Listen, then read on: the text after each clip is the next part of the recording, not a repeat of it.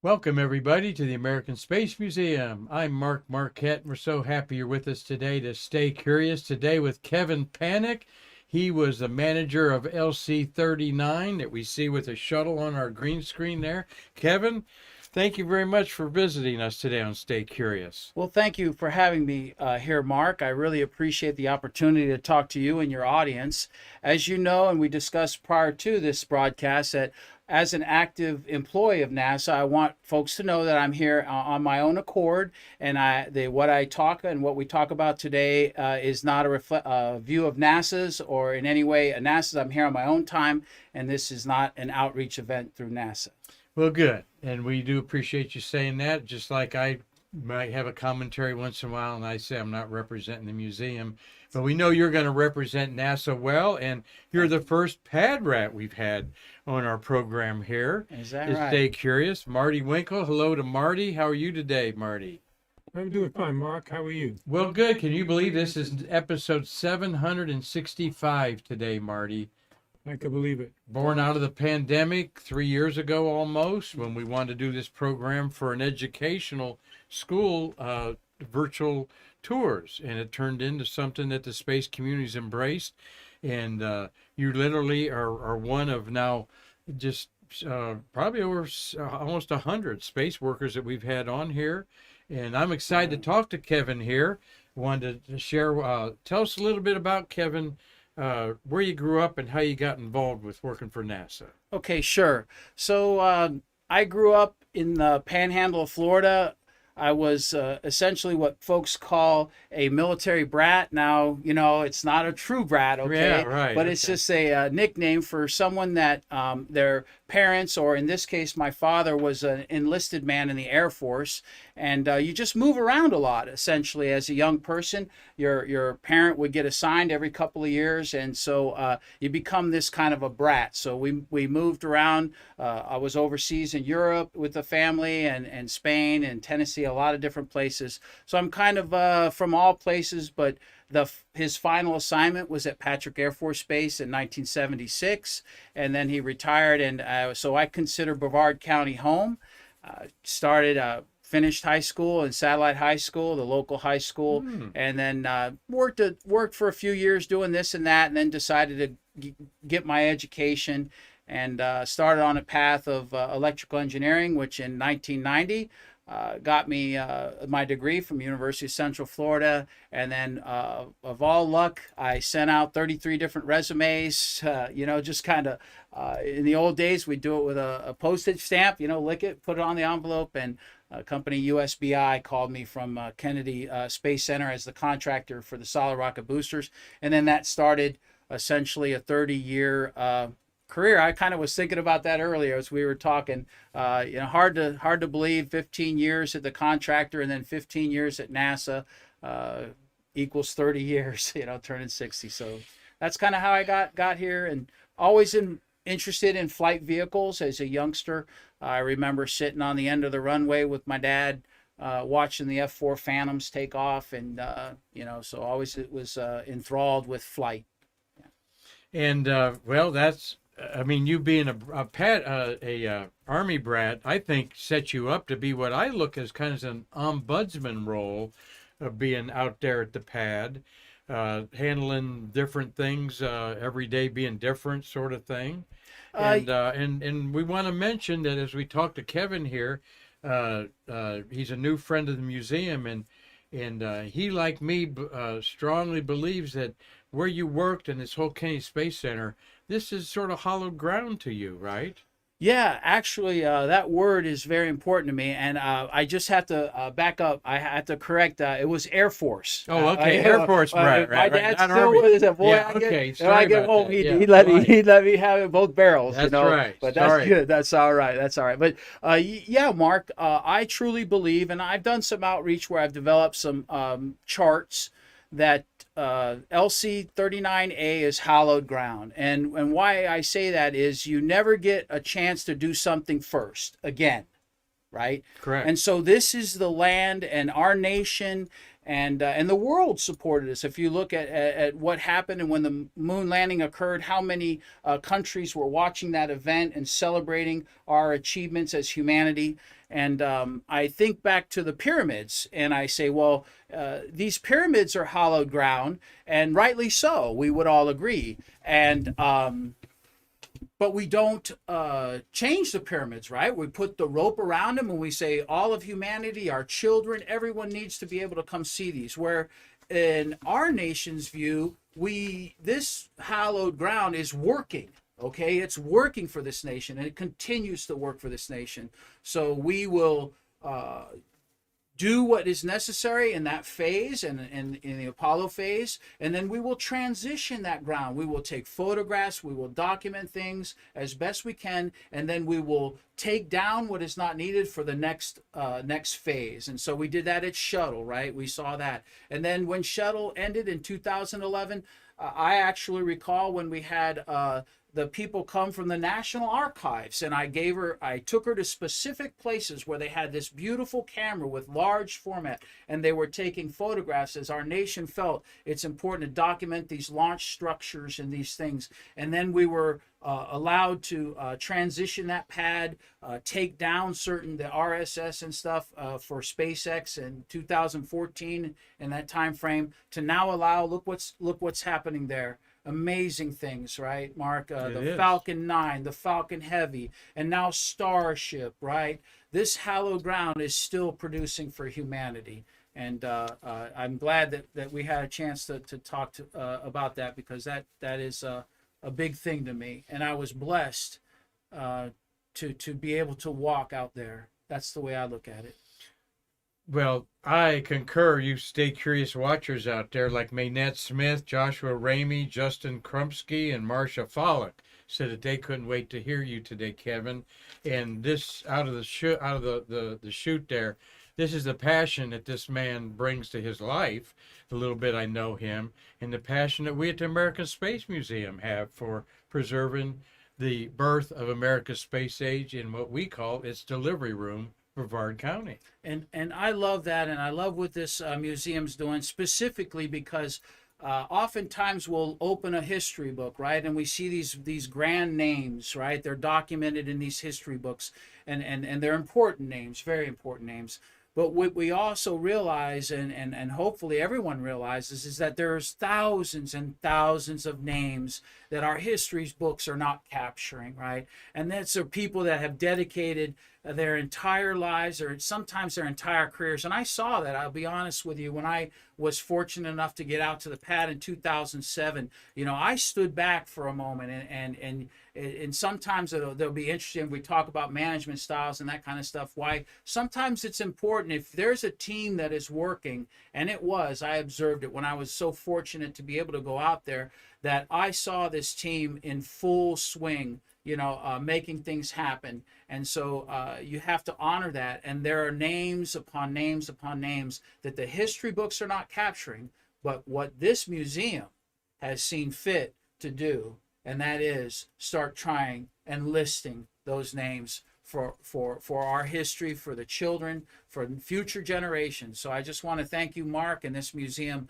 for all you're doing for those teams of people and those names to start being brought into electronic history, essentially. That's right. And thank you. Of course, I'm just a small part of our museum, one spoke in the cogs, the wheel, so to speak. Our executive director, Karan, who you met earlier today, been involved almost 20 years. And she could have had a better job, more money anywhere around here. But just like all of us, we kind of drank the Kool-Aid of passion with this thing. And we feel it's so important. She has Karen's felt it's been so important to preserve this niche of America's pride. All right, that nothing else mattered, and I feel the same way. 5 years being here, just getting to know people like you. Well, spot on, and thanks to all those folks. Well, there you are, a few years ago with your hard hat there, the pad behind you there.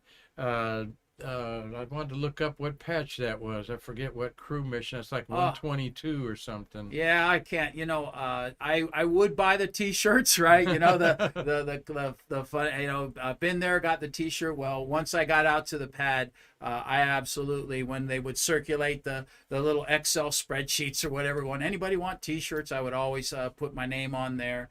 And that's what like they did. There was kind of informal underground kind of thing going on different T-shirts and everything like that, and patches and stuff. It was a well-oiled machine, right? At that point, they had been launching for quite some years, and these contractor folks knew what they were doing. You mentioned space history. We have a page for Kevin and all you space workers out there, the U.S. Space Worker Hall of Honor. Go to the American Space Museum website. There's a click at the top of the page. Kevin filled out the data there. You can throw pictures, a short bio, whatever you want in there about your career there. And I didn't pull that off there. Some of the things you put in there, but you found this, like you said, a virtual biography of yourself that your family and friends can see decades from now. Right. And again, this kind of stuff, it takes a little effort. So hopefully if there's any Space Center workers out there that have not had the opportunity or taken the time, please do so. It's a self-service item. It's worth your time to kind of navigate through that. Put a little something out there so that we can all build that community together. No one person is more important than the other, right? So we really want to capture what you have there. Please take the time and fill that out. And on mine, you will see, Mark, that I put some links to some NASA-produced videos. So there are some excellent resources. I know that we're going to try to touch on today a little bit of the technical aspects of the pad. You had some specific questions. I will say that in my link there, there's a wonderful YouTube that NASA produced that has all the detailed technical information about the pad, the flame trench, all the operation, and how it was they captured all that, again, prior to, because we knew the end of Shuttle was happening, and so it was important for NASA to knowledge capture that up and out, right? We're our mission statement at NASA, for the benefit of all, right? We know that NASA is not a secret military organization or anything like that. This is the nation has decided that NASA gives data to help the world and help all. And so they capture that information so that when we went to SpaceX and those pads changed, we would have that knowledge capture. So that's awesome. And I'm going to post that on Facebook maybe over the weekend so you all can enjoy that. Well, there's the Pad Rat T-shirt. I had to ask you, it's not a degrading, insulting term. It's an endearing term, isn't it? Yes, it is, exactly. And it's kind of interesting. Again, this kind of stuff happened way before my time, of course, and some of this stuff you'll know, and people that are involved in teams or in young teams or how teams work, I like to study some of that stuff. And so what you'll find is, as you start building the esprit de corps, right, that pride in what you're doing, which was overwhelming for the nation, even when we had those setbacks, those very, very difficult setbacks, the nation still rallied to say that this was important, and we continued on with the shuttle program. And so what you find is you get these grassroots people that have got their heart and soul into it. They came up with a graphic many years before I was there, and actually you can see in this depiction and in the one I have on the quilt, which we'll show later, there's the hammerhead crane. So that's an old way the pad used to look, where they had a crane assembly up there to do certain lifts. And then that, when I was at the pad in 2007, that hammerhead crane had long since been removed. But the graphic was important to them, right? We don't change graphics, right? You don't, middle of a program, change a graphic. So it was an endearing term, and I was very fortunate after a number of years, right? Those kinds of things, if you're new to something or new to organization, learn to be patient. Learn to watch and listen. It's so important that you don't go in there with a big ego and wreck a team. You had the Shuttle, one of the finest teams probably ever assembled in spaceflight. Apollo, though, we were on the shoulders. We built on the shoulders. Some great folks. Okay, all right, Marty. I see him, ex-Marine over there. He's but we were on the shoulders of greats. Okay, and that allowed us to build a station and do a lot of other important science like Hubble. But take your time when you get involved in an organization. Watch what's going on. Watch the people. And after a couple years, I had one of the technician guys, one of the lead, I think a supervisor, come up to me and said, "Hey, Kevin," he said, we're making a new order for Pad Rat T-shirts. What's your size?" Then that's when I knew You were that in the club. Yeah, That's yeah. cool. So that That's was- always a warm feeling there with the workers that you're let in the inner circle. So it is because with NASA, one of the things a lot of people may not understand how NASA fully works is NASA has a lot of contracts that get the work done, right? So there's a lot of folks that, although they don't say NASA, or their paycheck comes from the U.S. Treasury, these people are critical. These people are making it happen. These are the people that are doing the daily work and keeping it safe and doing it right. And so NASA, because our workforce is smaller like that, you kind of got to step back and monitor and watch and help the person when in between contracts there's a problem. There's a thing called the ICD, Interface Control Document. And oftentimes you'll find in difficult flight environments or complex machinery, one contractor is responsible for one thing, another for another, and you have an interface control drawing that says how they work together. 90% of the time, Marty, you know where your problem's going to be? In the ICD. In that document that talks about how you bring it together. And that's the same thing in contracts. So if you have multiple contracts out at the pad doing things, then the NASA person really should be the one that deconflicts and says, how do I help you all succeed, right? That at least was one of the things that I kind of learned in time. Lead from the back. Don't be out there trying to get a big ego and say, I'm the NASA guy here, I'm in charge. That's not going to work. You're going to break it, So humble yourself, listen, and watch good people do good work.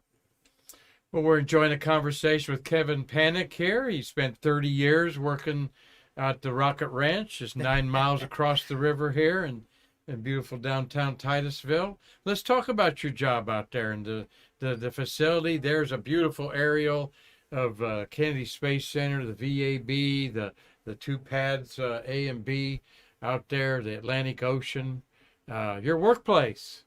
Yeah, wow. Being up on the level sometimes on second shift or putting on bug spray thicker than you can imagine because of the mosquitoes, mosquito lagoon. But I wouldn't trade that work environment for the world, to be honest with you. Driving down the road to work and seeing feral hogs chewing up the road next to you, or alligators. It is Central Florida. And it is a wildlife refuge, yeah, too. Beautiful wildlife refuge. So what we do there has to be done in concert with nature as best we can. And we, turtle lighting and turtle season, it was important to make sure that the lighting we had was as best we could. Which is now, we just started the turtle season. We put filters, SpaceX, our LC-39A. Now SpaceX has come up with a real nice filter from the movie industry. Go figure. So they've got some real nice filters that help out. Now, sometimes you need white light. You need the thing to need to do, and we're launching rockets. So, but for the most part, we work with our local wildlife experts and that kind of stuff to make sure we're in harmony. Well, there is a big bird out there, Shuttle on the pad. Tell us a little bit about what the nuts and bolts of what we're looking at around here in your let's see. Yeah, you have the deluge water tower over there. 250,000 gallons of water. Generally, 10 seconds it empties out. Big old pipe coming down. If you look at your municipal water tower, it's a little skinnier pipe, but we needed all that water to flood for sound suppression when you started up the SSMEs, the Space Shuttle main engines, and especially when those boosters lit. 3.2 million pounds of thrust each, and when those guys went off, you needed that sound suppression to prevent it from hitting the bottom of the flame trench, so the sound wave coming up and damaging. There is some history STS-1 where that occurred. We didn't have all that timing right. We modeled as best we can, but there were some things in the original shuttle flight that had some sound. We got the timing right and everything like that. And so there's a flame trench. You see the mobile launcher, of course, the vehicle there. The rotating service structure is retracted. kind of as a position for flight, or it could be that they just accepted the vehicle. About 30 days to process a vehicle, generally speaking, at the pad. Now we've learned from that, right? We've learned. You look at SpaceX now. You know, they process in that building right outside the pad gate. They roll it up the hill. They erect it a day later or so. Off it goes. You know, keeping those times down and trying to get those times and quick turnaround times is paramount to trying to lower the cost to orbit, right? Lower the cost to orbit. Well, as the manager out there, as we look at how it's been transformed for SpaceX out there, as the manager, you're the one keeping these timelines tight. Well, you have a whole shop that does those timelines. That's absolutely right. You know, again, like I said, as the NASA pad manager, you know, I kind of float around, right? You kind of just sort of watch and go to the morning meetings, make sure the folks are aligned. They always were. They were one of the, you know, like I said earlier, just an incredible team of professionals. There are many of them, their hearts and souls into it. And but yeah, the new transformations, there's of course they're all in place now, but in 2014 I was fortunate enough to assist a little bit in when they were modifying the pad. I kind of knew and understood some of the pads, so that was a real fun assignment to get involved a little bit with the SpaceX folks and trying to assist in converting the pad to what they needed to use for the next 20 years on their 20-year lease. There's 39A. A couple years ago, you got a new structure out there, don't you? Yeah, they have their transporter erector, and again, it's been a number of years. I've been on other assignments with NASA, so they're pretty much, you know, building the Starship pad now. Right. I mean, Where is by that there. in this picture? Is that It is towards on the you? east side. Yeah. East would I be don't on have the my right, glasses. you think? Let me see. Put on the old cheaters I'm here. assuming the ocean would be high on my pressure- side here, but that doesn't mean nothing. No, that's see the the- flame trench. It'd be on this in the foreground, I guess Okay. you'd call it. Yeah. Anyway, they're building in a the huge foreground. gantry you can see from the Yes, river yes, over here. amazing, and if I imagine you got just one or two space geeks on this channel. I should Yeah, hope maybe yeah. one or maybe We one have and a two. couple watching We're- us today. Yeah, good. Marty will tell us who's watching they're here in a minute. Good. They probably seen what's been going on out in Boca Absolutely. Chica, and basically they're mirroring that at Yeah. Pad A. Yeah, so Yeah. the Boca Factor. Chica stuff is going to happen. This Pad is the A. pad being built in the 1960s. Kind of Before my interesting time, to I was to born see 60, all the 63. infrastructure and stuff going on there in the sand, just in a sandy marsh out there. That big concrete structure is a high pressure gas facility, so that is east. If you look, and that we had high pressure helium and all that stored in high pressure bottles, kind of underneath not underneath the pad, but you know beside it in a protected area that wouldn't see flame. And then you see the area that was cut. That's your flame trench. Really don't expect you all to read this, but just showing a NASA PR piece of the pad, and you've got everything out there from sewage treatment plant to turn basin, cameras placement, a canal, a weather substation, a lot out there to take care of. As you know, launching rockets is a complex endeavor. It requires a lot of information. Weather, of course, primary. Lightning, understanding the environments after launch. Hazardous gases, all that kind of stuff is there in that one small area. Yeah. We through this picture right here, there is like I imagine that as you driving your truck up there and parking it somewhere around there. Yeah, you'd park right over there by the RSS. There's a little truck that you drive that RSS with, but right over by that one building that's lit by the sun. It looks like maybe the sun is setting. That was a parking. See, this is your that was morning. parking. You drive out there on a Monday. The birds on the pad. What would your day be like out there? Kevin? A lot of times, it's not. It's not. Sometimes it's not as glamorous as you would think. Be some meetings, right? Because any endeavor like this requires people meet, come together, make sure you understand what work you're doing, and stay safe. The work is done by groups of individuals, so you had specific shops that did specific things. So you got to make sure that coordinates flows seamlessly. You have maybe some weather coming, so you got to talk about like, hey, probably in the afternoon, living in Florida here in the summertime, probably about 3 o'clock, you're going to get the thunderstorm. So we'd have to know what the weather was and everything. So you start all that out in the morning, man the phones. It was before the days of cell phones and that kind of stuff. Oh, in the vehicle, you absolutely. really didn't want cell phones around the vehicle. So we had radios. So if you needed to go up as a pad manager, if I needed to go up and kind of just walk around, I would temper that. I'll be honest with you. You want to allow the people show trust and allow them to get their work done without the nervousness as a manager walking around and see it. But then you got to also manage by walking around. All right. So you got to get a feel for that. And again, the way I did that was to kind of just absorb for a year or two how it was. Don't break in. My mentor Steve Bullock told me when I first got out there, he's a longtime pad guy and a missileer for the Air Force. Steve Bullock. Yeah, he's something. Maybe we'll get him on the show. But Love to. he said don't break nothing. Right, and by that what he meant is like, don't come out here and just take it in for a few years and make sure you understand what's going on and who the key players are. And then sometimes not as glamorous, but when you had the opportunity to go walk around and meet the folks, if they're not going to interrupt their work, their critical work, that was always a joy of mine as well. Yeah.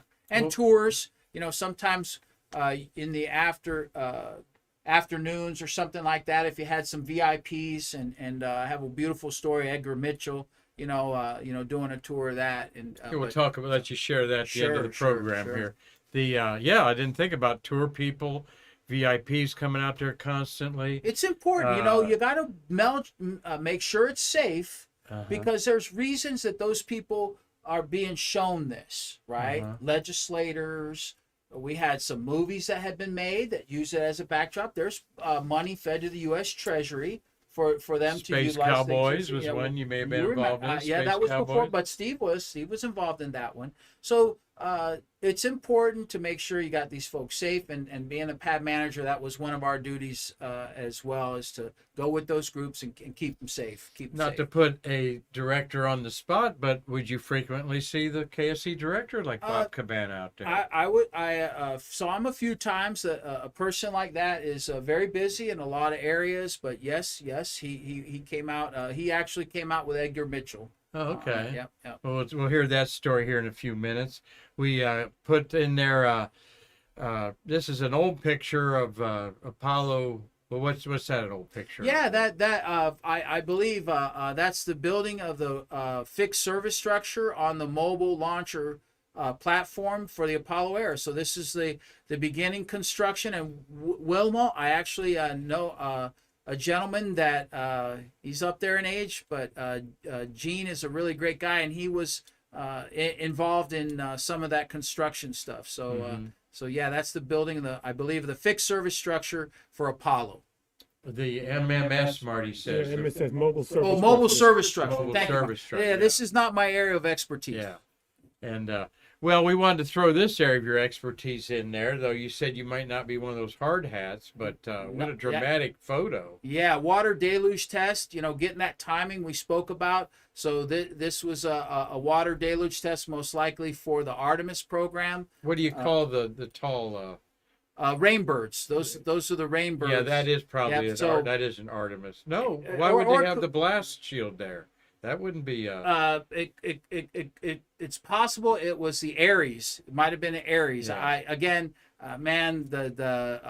pictures. I probably should have researched them a little. Well, bit I better. put in there just to show an exciting day. Yeah. Okay. The you have a rainbirds. day out there where you have to test stuff, and people, when you're testing stuff, it just ain't like a little test. It is a major thing. Things are going on big, there. right? Things are always. You're going to see how big. Rockets are big. The bigger rockets, the better. We like. As rocket that's a lot of water right it's there. A lot of water. Like and what's Niagara nice, Falls. What's nice there. is it's kind of a passive. So when you open those valves, Mother Nature always seems to work. Physics seems to gravity flow. Gravity flows on the Earth just the way that everybody knows. So it's a gravity flow, and then it would come up through those pipes and hit that solid hit that solid metal angle, and they had calculated what that angle was. So as soon as it hit that up, they knew what the spread was, all calculated. I'm glad you brought up that word test as well, because NASA's one of our NASA sayings is test as you fly, fly as you test. Test, test, test, right? That's that's what we do at NASA. Maybe that slows us down, right? There's some people in your audience that would say, holy cow, NASA, you really, do a lot of testing, and it takes you a lot of time to do it. But that's the way this nation kind of rolls, and NASA rolls. We try to eliminate as much risk as we can through tests. Now, you got another person like SpaceX that he has a different philosophy, right? And we know he's hardware rich. That's his philosophy. He said that. So he doesn't mind having something maybe disintegrate. What do they call it? A RUD? Rapid, unplanned, unscheduled disassembly, right? Well, NASA doesn't like those. Rapid, unplanned disassembly. Yeah. So NASA doesn't like those, but he has a different philosophy, and that's why he can pace himself as he does. Exactly. Well, give you an idea of the scope of where Kevin worked and any of the pad rats that you may have out there.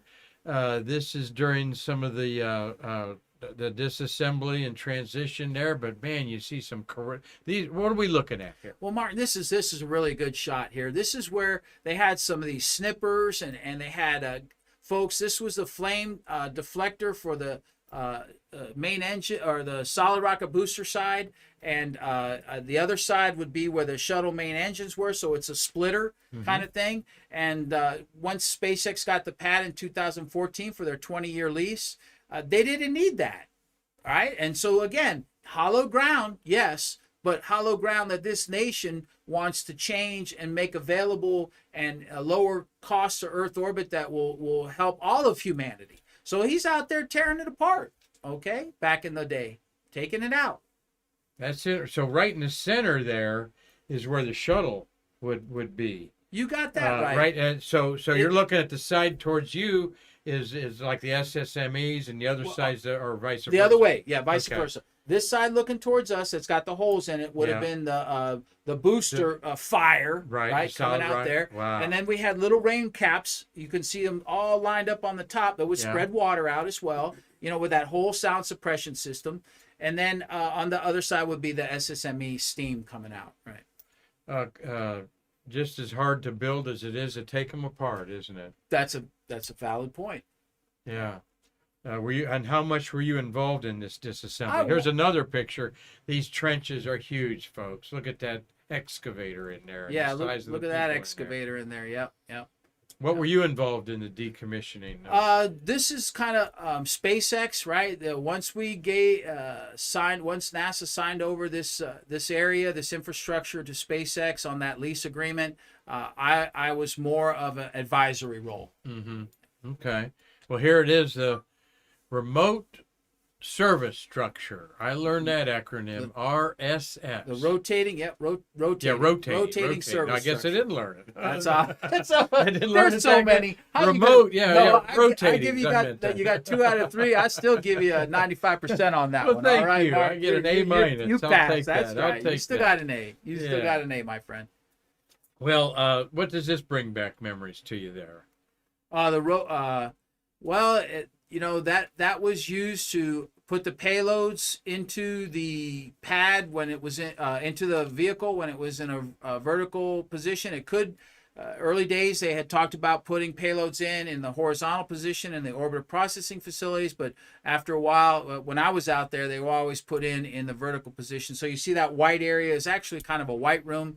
We'd have a payload canister come up there, typically at night, raise that thing up with the crane, get it in position, and then when you rotated that in, you'd have the door. You could open the doors in a clean room environment, and then this PIGM, this payload ground handling mechanism, essentially. Oh my gosh, that was an amazing. It's kind of like a crane. It really was, but it could twist and turn and move in axes that you couldn't believe. So complex, and it'd take We'd have 30 spotters all along this thing as we put that payload in, because such a critical operation. And I remember the Kibo module, the Japanese module, when we installed that, even the spotters that had been doing this for many, many years had said that, boy, they really, when they built that module, the Japanese used every fraction. Oh, the tolerances inside the bay. It was so something, large wasn't that when they were put it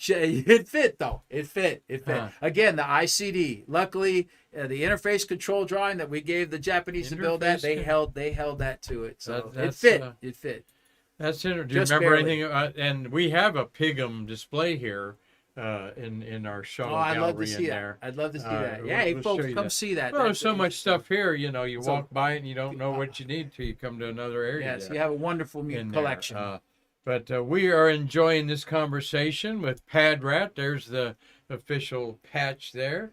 Pad Rat Kevin Panik, and an illustrious 30-year career out there. And a lot of people that spent their time in there ended up being managers if they had that gumption to want to be, right? And that's my way of saying NASA opened the door to a lot of people depending on how high you wanted to go up, I think. It's nice that we're navigating with inclusion now and diversity, two key words at NASA, and I think key words in our nation, to say we value everybody, we value your input. Sometimes it's hard to talk to people that don't think like us, or a little different, but that's just part of life, and that's what we need to do as humans to do these complex projects and stuff. We value everybody and what they have to give and how they can give, and put their heart. As long as your heart's into it, and as long as you believe in what you're doing, we find a place for you and work, good positive work you could do. So yeah. Well, you're an example. People who worked hard, did the right thing, listened to their mentors, achieved a level of success that maybe did you imagine that you would have been the pad manager? Wow, no, not in my wildest dreams, to be honest with you, Mark. I could have never thought that I would be given the opportunity to work with such an incredible team. I could not have ever been where I was or where I got to without those people, the support they showed me, and the kindness and the patience while I was learning. I'll forever be in their debt. So it's one of those things that, always remember where you came from. Right. It's very important to remember. I used to drive a beer truck. I used to be a janitor. I did a lot of different jobs when I was younger, and then it took me time to navigate to the fact that I needed to get an education, and then that's when I started my lifelong journey, or what's important to me in my life is like, I want to know everything. Now, I don't want to be a know-it-all. Yeah. I keep it to myself, but well, I love going out to the Buddhist temple in Mims and clearing my head once in a while, and there's a plaque out there, wonderful. Kevin, that says, "A wise man once said nothing." I love it. Okay. Love it. And you strike me as a wise man that's like that. Marty, we got a lot of great people watching us today. Doug Forrest is in Los Angeles watching. We got Steve Hammer, Ophelia Sautero, she's in Normandy, France. Wow. Patty Valentine, any friends of yours? Kathleen Slade's watching. Scott Polk's watching. Wow. Scott is in Tasmania, south of Australia. Scott Pook. Hey, Scott, good to see you. He's been a Stay Curious friend. His name's up there on the wall where I'm going to have you sign your name. Thank you so much for watching. Dano Damino is watching. Hazel Banks was an Apollo era secretary that I think Scarlett Johansson's playing her role in the movie they're going to have out there. Hazel. Yeah, these are the shoulders of the great people that this nation is building, the new generation of vehicles and such. So without all those names that you just named, and just people that support it, right? I mean, absolutely. Just being out there saying that you support humanity's effort, because a lot of times folks will say, why are we doing that when we got so many troubles on the planet and spending money? Why are we trying to go off the planet when we could be spending the money here on the planet? And I like to liken it to the Conestoga wagons, okay, of the Wild West, and say, these rockets are Conestoga wagons, okay? And so humanity is stay curious. It's in our DNA, right? Humans everywhere have some level of curiosity. Now, sometimes you might check your curiosity because you just say, hey, that makes me nervous. I don't want to go there or do that. I understand that, right? But you still, as a human, in your DNA, you're curious. And what I believe is that's how the West and how we moved out and how we found these places and were able to make a greater nation by these Conestoga wagons. So we need to build our Conestoga wagons to take us out to these other curious places, that, yes, they're not going to be very hospitable to humanity. Absolutely not. But that's never stopped us as humans. Mm-hmm. So that's kind of it in a nutshell for me. Stay curious. Marty, we've got some comments or questions for Kevin. Yeah, I have a question from Dano D'Amato. Did a payload ever get damaged being loaded? I don't know. I don't recall us ever damage a payload. When I was the NASA pad manager from 2007 to 2011, which was the end of Shuttle, STS 123 to STS 135, I don't recall us ever damaging a payload. I can't speak to the days before me. Mm-hmm. But I tell you what, it went slow. The reason we had 30 people on that Pig'em, we called it riding the Pig'em or hanging off the Pig'em. You're in fall protection, full fall protection, safety first, and you had eyes on. So that thing would move. Literally, it might take an hour to move it an inch. Okay, once you got it in there close, right? And that was all these eyes, all on the net, right? You know, I think 134 was the net we might have used, but you're all on the radio and you yell, stop, stop, stop, right? So it had been rehearsed. There was process procedures. That's another thing that I feel is so important, is to document your processes, whatever you do. Let's say you take the kids to school, right? I'm to the point where, like, hey, you should have a checklist maybe of what you do. You give them the lunch, you do this, you put that checklist, maybe make the little kid memorize the checklist, right? You know, okay. Say, tell dad, did dad miss anything? But anyway, so far as I know, we didn't, and yeah. So hope that answers your question. Any other questions, Marty? No. Well, we've got Dave Stangy's watching. He's up in Michigan, and he's going to be down here next week. And we hope to put Dave. We got 3 guests scheduled next week already. I'll tell you about them. You'll see that on here in a minute. But Dave Stangy will be down here. Tom Usiak's watching, Lancaster, Pennsylvania. He photographed those last missions as a photographer out there. Kevin Smith's watching. Cynthia Rossi's a great fan of ours. Pam Shivik, good to see your name, Pam.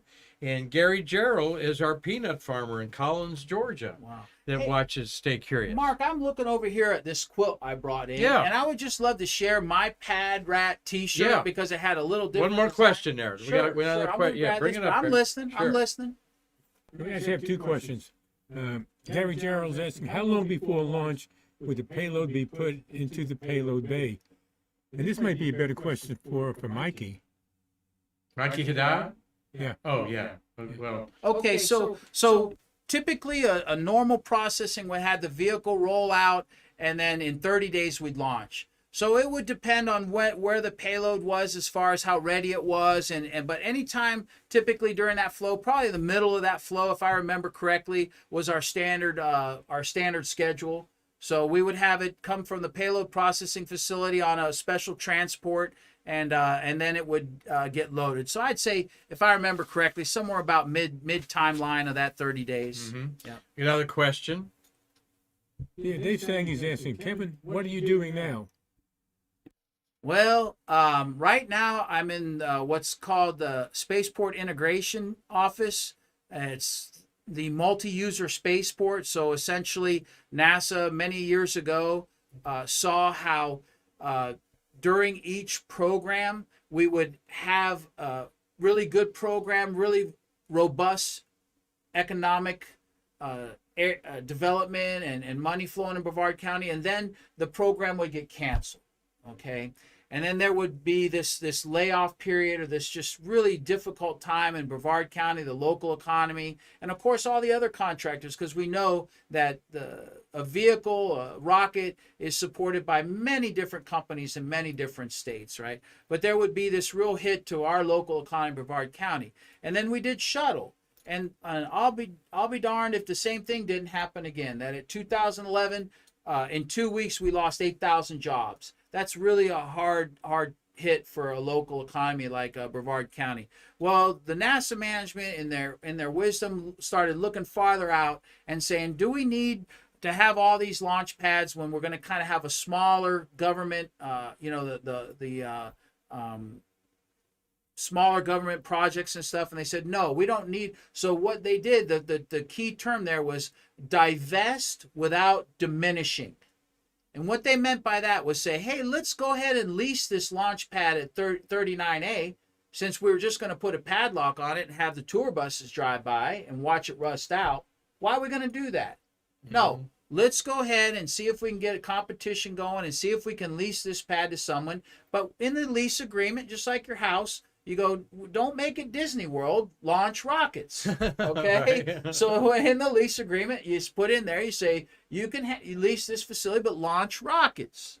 Well, lo and behold, look what that did. Uh-huh. And now what they've done is they've stabilized with these commercial providers coming in and making facilities and using some of these great facilities that the taxpayer had put, and they're still being utilized in the way the taxpayer needs. And so I'm in that office that kind of is managing and help manage the city. Let's just call it the city. Awesome. Well, I want to show a couple other pictures before we get to your quilt there, because I wanted you to talk about the ecology that y'all do out there. Oh yeah, I've done beach cleanup. This is a nice thing we do. You know, as our beaches, as anyone that lives near a beach knows, a lot of stuff is washing up. And since we have the Merritt Island National Wildlife Refuge, 144,000 acres, 7,500 of that is KSC and developable land, but all the other stuff is a wildlife refuge. So we work with the Department of Interior, U.S. Fish and Wildlife Service, and the like to keep this a jewel for all of our children, our children's children in this nation, and for other people to come from other countries and see a beautiful slice of Florida. You know, they do a good job there, and the Merritt Life Wildlife Refuge is just an amazing facility. I'm out there a couple times a month at least, either on the beaches or the wildlife drives that you can go through there. Very beautiful. But tell us about your encounter with the let's see, fifth moonwalker. Wow, and see, you know you're better than I am. Apollo 14, 1971. So as we were talking just before the show, I like to tell this story, and because it has a lot of different pieces to it, essentially. So I'll be honest with you. I had one day I was called up and they said, "Hey, second shift, we're going to have some VIPs come out, hang over and take these folks up to the pad and show them the zero level." We had the vehicle. I don't recall what vehicle it was, but we had the shuttle there in all its glory, and so out comes the center director, Bob Cabana, and some vans of people and everything. And I saw him, and, I got in my vehicle and I kind of, lead him up there and everything. And the center director's got he's got a gold placard, so you put that gold placard in that vehicle and you get wherever you need to go. Okay. And yes, sir. Yeah. So he came up there. I was kind of quiet because, at that level, those people are being talked to by the folks that are in their entourage. Okay, so I'm just there as a safety person, operate the elevators kind of thing. And yes, sir, let's go ahead and enter this, and maybe a little quick safety brief. Say where we're going, where the exits are. Follow me. If there's any emergency, I'll be. You just rally me and follow me out. Okay, and so I did that, and so I'm up on the zero level. And I kind of navigate away from the group. I just keep them in my sight and everything, but I'm letting them do, the sun's kind of going down, if I remember correctly. It was just a beautiful time to be out there. And the mosquitoes weren't so bad. And I'll be honest with you, I didn't recognize who was in the group. At that point, it's just my job. I know what my job is, to keep these folks safe and let them have an experience. And so I'm standing over there by myself on the rail, and there you could tell they were really, really enjoying the time. And over walks a woman. And, I'm like, oh, boy, what did I do? And she says, young man, do you know who that person is? And she points to not Edgar Mitchell. And I didn't at the time. I said I was honest with her. You know, that's one thing I pride myself on is honesty. And I said, I'm sorry, ma'am, I don't know who that is, but I will tell you this, ma'am, I know he's a very important person. I know he's a very important person. And she says, young man, that's Edgar Mitchell. He walked on the moon. I said, ma'am, I do know that name. And she said, would you like to meet him? And I was kind of stunned. I looked at her. I couldn't believe, you know. I said, well, ma'am, certainly, but you know, they look pretty busy. She goes, you just come with me. And so she walked me over there. And she kind of, because I found out, you know, it's his wife. Oh, really? It was his wife. Yeah. And she says, excuse me. Right? And, oh boy. She says, excuse me. She says, Edgar, I'd like you to meet Kevin Panik. Kevin, I'd like you to meet Edgar. And I shook his hand. And I said, you know, sir, I'm just delighted to meet you. You know, I don't know. I probably stumbled a little bit, you know. And there was a little bit of small talk. I wouldn't say more than 30 seconds. And then I thanked her. I turned to her and I thanked her. And that was the only time I ever shook the hand of a moonwalker. And I'll always remember that, and I'll always remember that it was his wife that made it happen. And it kind of throws me back to what I kind of talked about earlier about sometimes the names are not known in history, right? And they say, I never had a wife, but they say that, you know, oftentimes behind a good man is a good woman. And I saw that firsthand, how her name may not be in the history books, you know, but she is just as important and just as paramount and just as key to humanity. And in doing that simple thing is she made me have a memory that I'll never forget. What a memory to share, Kevin Panik. And there's Edgar Mitchell later in life. He was a great friend of our museum. Died at age 87, about almost 10 years ago, I think. He helped dedicate our memorials out there at Spaceview Park and so forth. Wow. And what a neat story. And you know what? There's only 12 of those hands to shake of people that have been on the moon, you know. And you got to meet one of them in there. It was a great honor. What a nice story there, Kevin. I've enjoyed our conversation here. I think you have too, Marty. Very passionate man, and he's right. This is hallowed ground. I mean, the only place in the world where we've launched human beings off this planet to another world, celestial body, is this there, and yes, people kind of, and for the first time, that's the key. There will be other times. They're coming up. Mark my words. There will be boots on Mars again. There will be a woman on Mars. I'm sorry, on the moon. Again, But that yeah. Mars. I got Mars on the mind. Mars. I got Mars on the mind. Because as NASA has Mars on the mind, as other individuals have Mars on the mind, we got Mars on the mind. But I do think it's prudent to go to the moon and establish an outpost there first. That's just prudent, and that'll get us in situ resource utilization. That'll get us a smaller gravity well if we want to launch from there. And so a lot of advantages to having a moon base. And so I think this nation and the world hopefully will align and understand what we're trying to do and rally behind us but that's the first place it ever happened. That's So right. That Right. made it hollow ground forever. Exactly. And it's for the world. America did it, but when we did it for, you know, all humankind. And so that hollow ground, you can get on a tour bus. You can come from all nations around the world, and you can come see that hollow ground. It's absolutely, and you can put your hand on a moon rock out there at Kennedy Space Yes, you Center. can. See a few of them there. Got a couple other pictures, but just wanted to show you real quick. I found this picture of you, Robert Law. You'll love seeing somebody up there in Sudbury or wherever that's at.